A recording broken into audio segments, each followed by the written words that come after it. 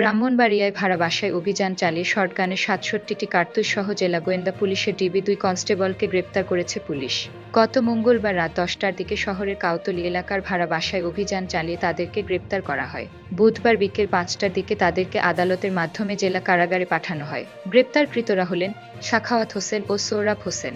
তারা দুজনেই ব্রাহ্মণবাড়িয়া জেলা ডিবি পুলিশে পদে কর্মরত ছিলেন।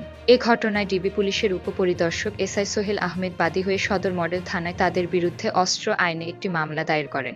পুলিশ সূত্রে জানা গেছে, ব্রাহ্মণবাড়িয়ার অতিরিক্ত পুলিশ সুপার মোহাম্মদ ওবায়দুর রহমানের নেতৃত্বে ডিবি পুলিশের ভারপ্রাপ্ত কর্মকর্তা শহীদুল ইসলাম ও পুলিশের অন্যান্য সদস্য নিয়ে মঙ্গলবার রাতে জেলা শহরের কাউতলী এলাকার নিয়াজ মোহাম্মদ স্টেডিয়ামের দক্ষিণ পশ্চিম কোণে বীর মুক্তিযোদ্ধা কাজী মোহাম্মদ তাহসিনের বাসার চতুর্থ তলায় অভিযান চালান। চতুর্থ তলার বাসায় ডিবির কনস্টেবল সাখাওয়াত হোসেন ও সোহরাব হোসেন ভাড়া থাকেন।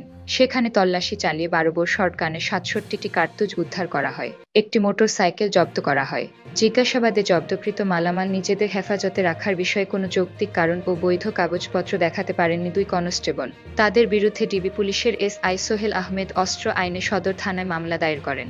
বুধবার বিকেল ৫টার দিকে অনেকটা গোপনীয়ভাবে তাদেরকে আদালতে হাজির না করে কারাগারে নিয়ে যায় পুলিশ।